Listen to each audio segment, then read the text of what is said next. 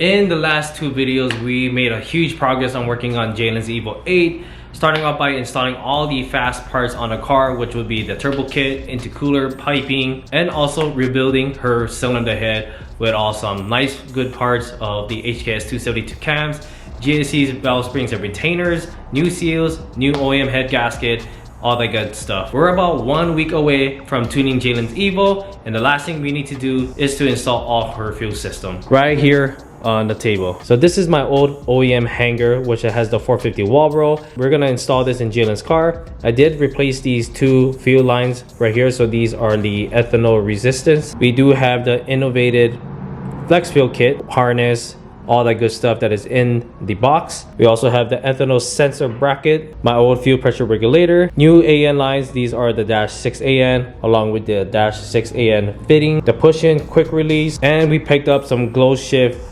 triple pod gauge for her car. So the first thing I really want to focus on will be the intercooler piping. This is on the passenger side. If you guys remember on the last video, I had the hardest time trying to get that installed, so we had to use the stock lower passenger intercooler piping to make it work for now. So I did pick up this coupler over here from Amazon. This is a little bit more longer than what we have on the pipe, so hopefully this will actually work out as far as like getting the fitment right and getting it tight, and make sure that we're not gonna have any issue when we're on the dyno. So yeah, let's go ahead and get that knocked out first. Bumper's gonna come off. I'm gonna just jack up the car on the side, make it a little more easier to just do it that way rather than just trying to lift the whole car on the front end.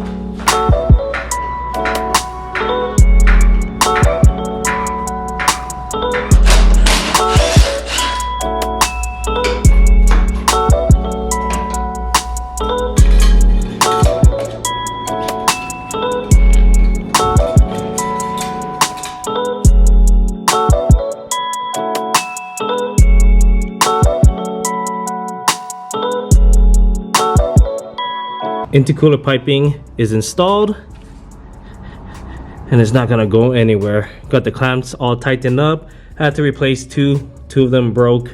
It's a good thing I had an extra one. Now that the intercooler is done, we can go ahead and focus on the fuel pump side. So all we have to do is to remove this bottom rear seat over here to get access into the driver's side of the fuel pump. We can go ahead and get that pulled out and install this one in the car. But the only thing that we need to grab off that one is in the car is the fuel level sensor. I did take the fuel level sensor off from this one and put them in the radium in my car. So that's the only thing that we need. Get that swap, and also the gasket as well. And this one will be ready to drop right in.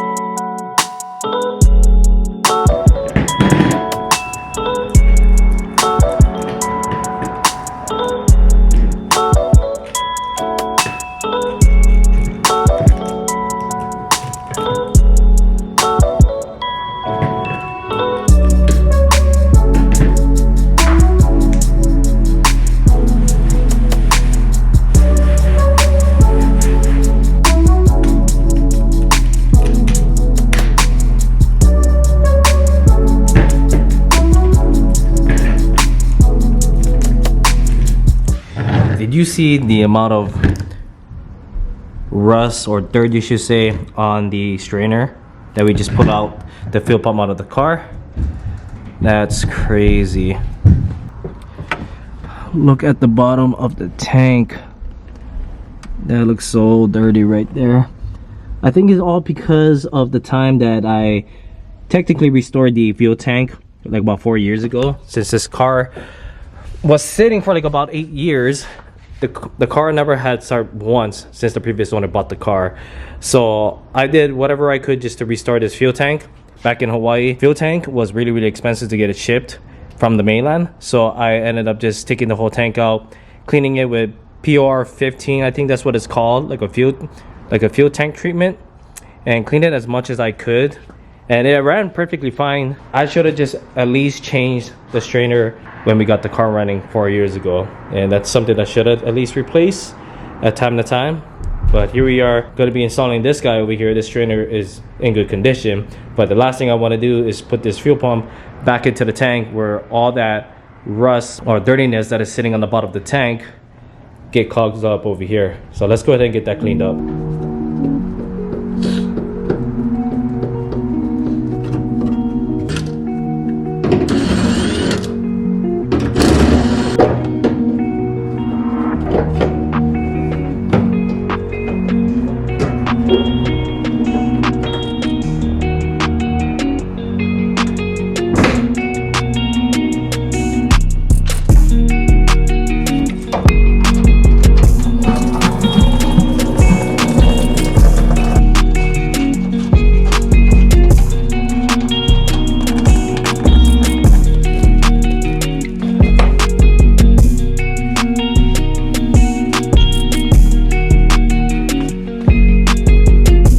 So we got the gas all drained out on both sides of the tank.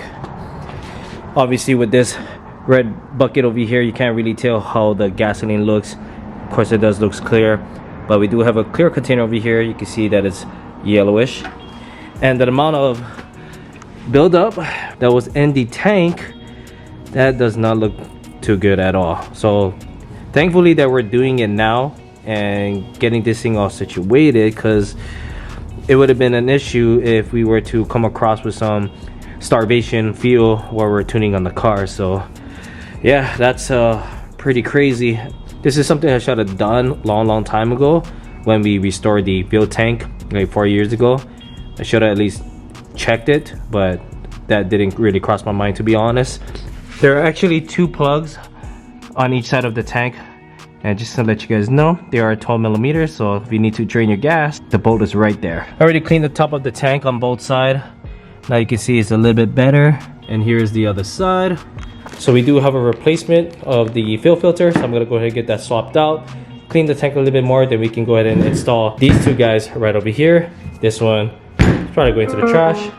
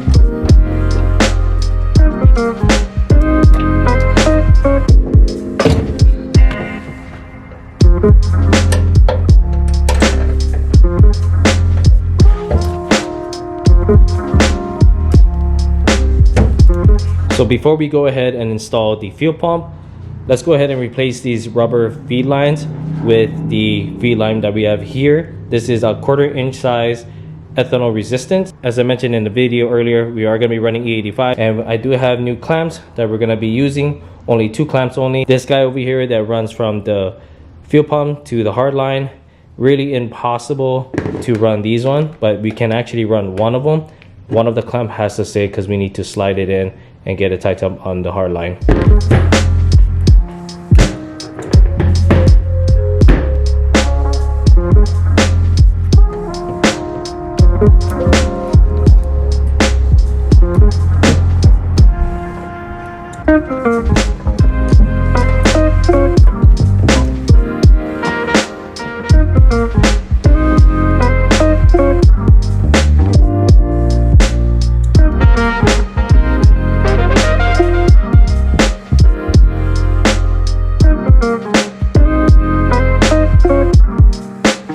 The fuel pump side is all finished up. Now you guys probably wondering why I shouldn't just went with like a radium hanger or a bulletproof hanger. Be honest with you guys, I don't really want to spend a lot of money on this car. I think with the OEM factory, with the 450 Walbro, of course a little bit of modification, will actually be enough to get to our par goal. Like as I mentioned before, 450 to 475 wheel horsepower will be good enough. Let's go ahead and install the JDCustoms hardwire kit. I've had this hardwire kit for like over a year now. This was supposed to go on my Evo, but we already did the double hardwire kit along with the radium system. And so the reason why we're running a hardwire kit is like the same thing what we did on my Evo 8, is to get constant voltage to the fuel pump rather than relying on the ECU. Red wire is going to the battery, ground is to the body, the blue wire is switched to the relay, and then the yellow wire is powered to the pump. So these two wires, we need to tap into the fuel pump harness, which I need to look at and see where we need to tap it to. And then once we get this thing all situated, I can go ahead and show you guys where it goes.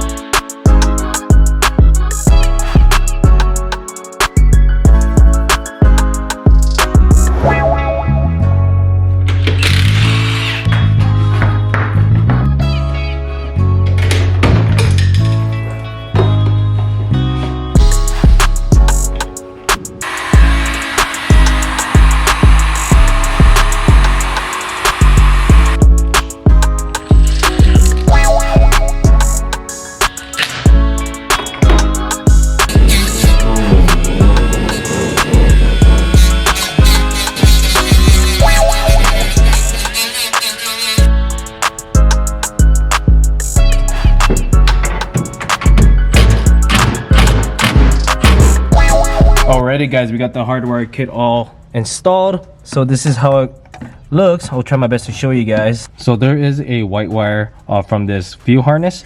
What you basically have to do is you gotta have to cut that white wire, tap the blue wire to the connector, and the other side of the white wire taps into the yellow wire. Coming from the back and mounted right on the top. So there was a thread on the body already, so I'll shave down the paint so we can get some proper ground. We got that all bolted up. And so the power wire that runs all the way coming from this side, taking out the panels, runs up here to the rubber seal and through the cover of the chassis harness, then all the way directly to the battery. I actually spent a little time just to put a loom on just to make it look nice. And of course there is a hole on the seal, but that doesn't really gonna matter because we're gonna have the splash guard cover it so water is not gonna get in. And just letting you guys know that the fusible link already comes with the fuse of the hardwire kit. Moving on to installing the fuel pressure regulator. So we do need to make our feed line. These fittings, this is gonna go on the AEM fuel rail along with the Allen bolts right here. We do need to remove that fitting right here and install the push-in style fitting. So let's go ahead and remove the stock fuel pressure regulator along with the hard lines that is mounted on the fuel rail.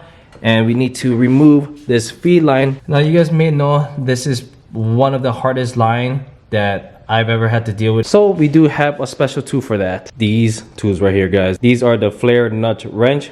This comes really handy, especially with cracking the feed line. This should be light work, guys.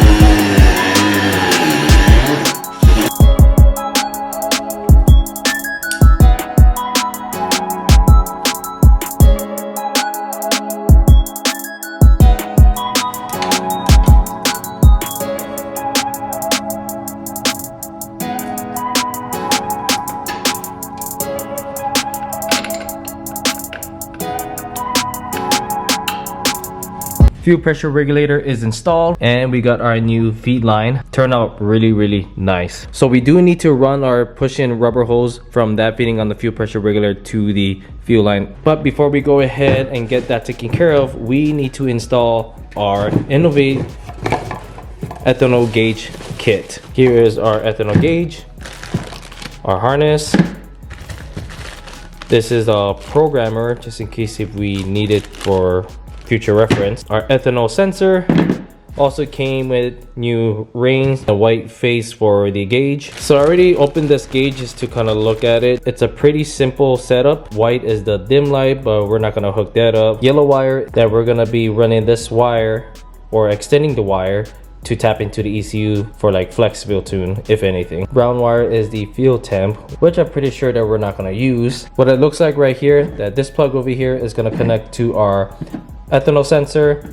Then this end of the plug over here is gonna plug into our gauge that's gonna read off the percentage of the ethanol. This sensor is gonna sit right over here in this bracket. This piece is gonna sit right on top over here. Screws down right down over here. And here at the other side. Just like that. I snugged the two Allen screws. I don't want to tighten it too much, otherwise we're gonna end up cracking the sensor, but that's how it looks like. And I have an idea where I'm gonna mount this. I think this is gonna be a perfect mount right underneath of the intake manifold. So it's just gonna sit right over here.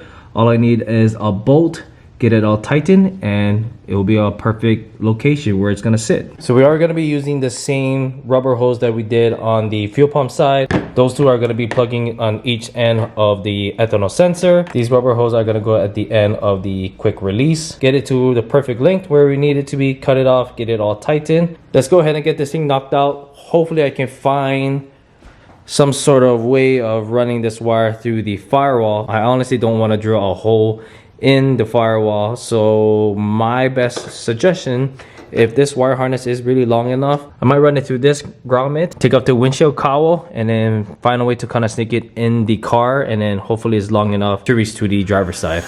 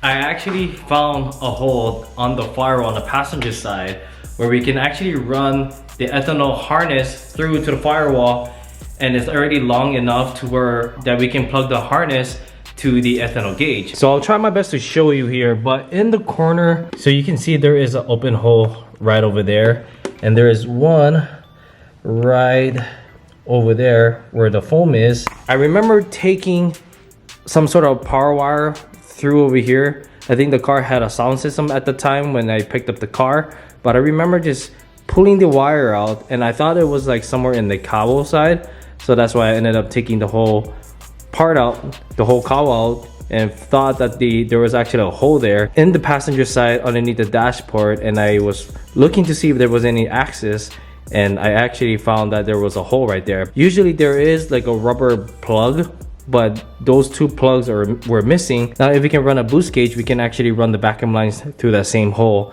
and run it back all the way to the A-pillar side. So I'm very stoked on that. It is about 1:25 in the morning right now, so I'm just gonna go ahead and go to sleep, get some little rest. I'll pick up the camera in the morning or maybe in the afternoon.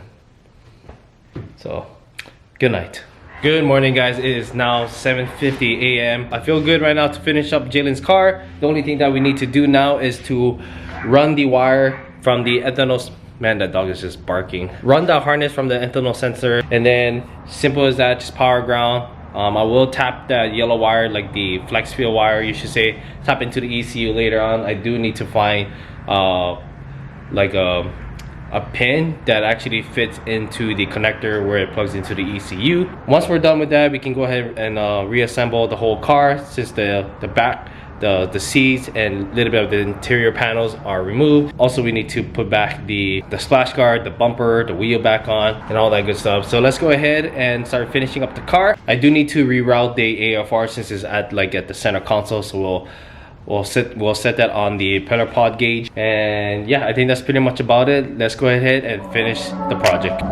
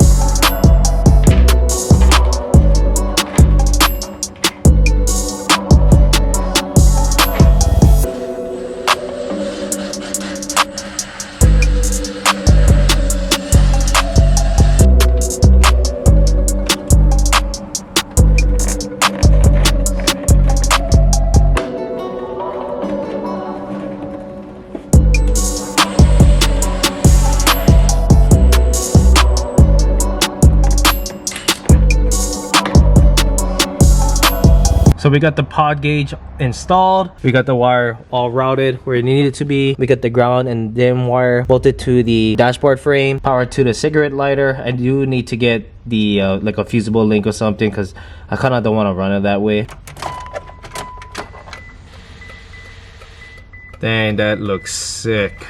It looks such a big mess right now. I just hate seeing the car had to tear down like this.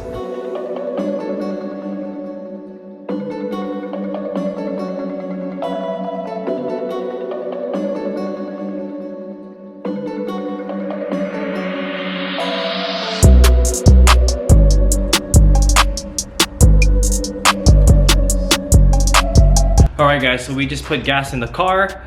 We're gonna start up the car, just make sure that we don't have any fuel leaks, making sure that the fuel level sensor is working properly on the gauge.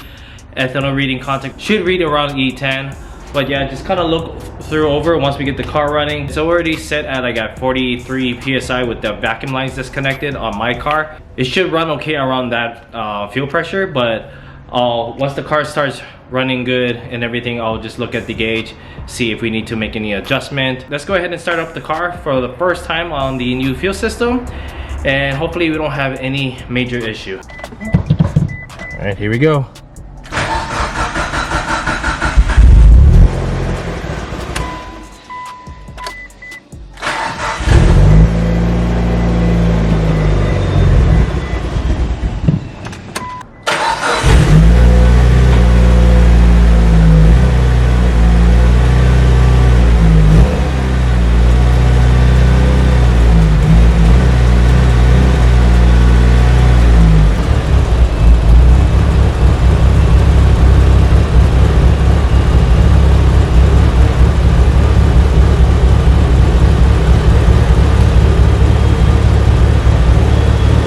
So the car is put back together. We ran the car about 10 minutes.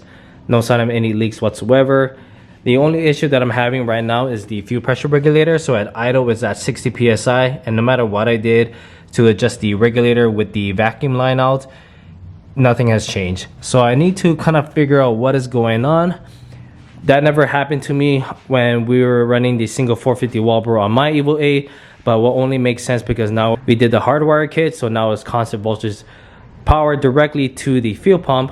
Now it's pushing more fuel, so I need to kind of figure out what we can do to get that thing sorted out. So we got our fuel pump out, and what people recommended on the forum is that we need to enlarge the hole, this guy over here, the orifice or we should call it a restrictor. And also people recommended to use the 964 drill bit size, or a 3.5 millimeter, you should say. Supposedly that will help us to drop our fuel pressure and hopefully get control on our fuel pressure regulator when we can make adjustment.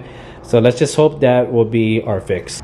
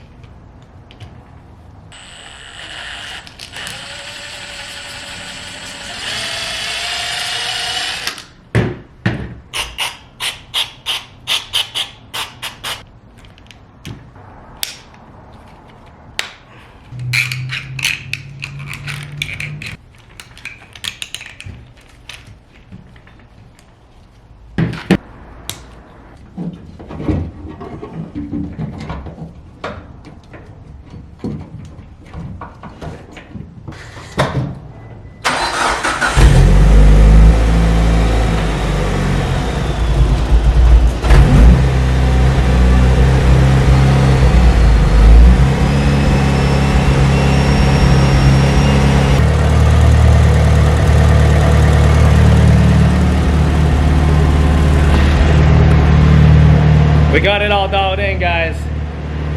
Woo. So keep in mind, of course, the pressure right now is showing is around like 39-40 psi. That's with the vacuum line on. When you disconnect the vacuum line, that's the true pressure. So always make sure that when you have it disconnected, if you need to adjust your fuel pressure, you got to do it that way. Otherwise, you're gonna get incorrect reading.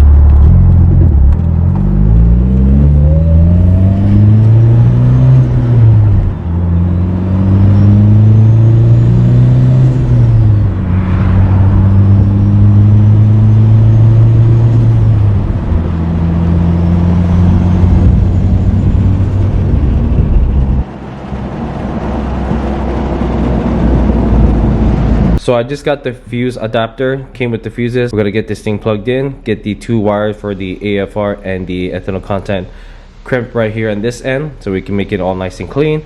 Also, I do have the female pin terminal that we're gonna be tapping this guy into the ECU for like the flex fuel. So I do have extra wire. I haven't really figured out where we're supposed to tap in. I know it's one of the connectors and one of the slots, but yeah, we're gonna get this installed and I'll show you guys where we get the wire tap into the ECU side.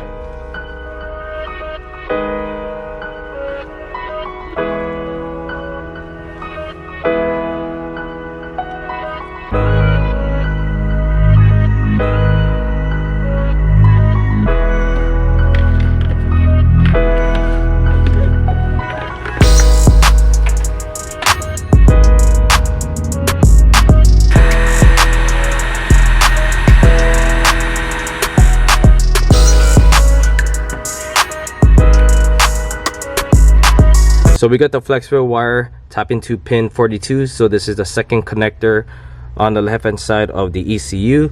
So it's going to be between the white wire and that light green wire right there. So all you have to do is just tap it right in there, plug it in. We do have the wire that is running right across from the other side. We got the fuse adapter installed, so that's plugged into the cigarette lighter. So 2 fuses right there. So the flex fuel wire is going to connect to the yellow wire right over here for our ethanol content. So one last thing we need to install before this car gets tuned, and that is installing the JD Custom ignition coil pack.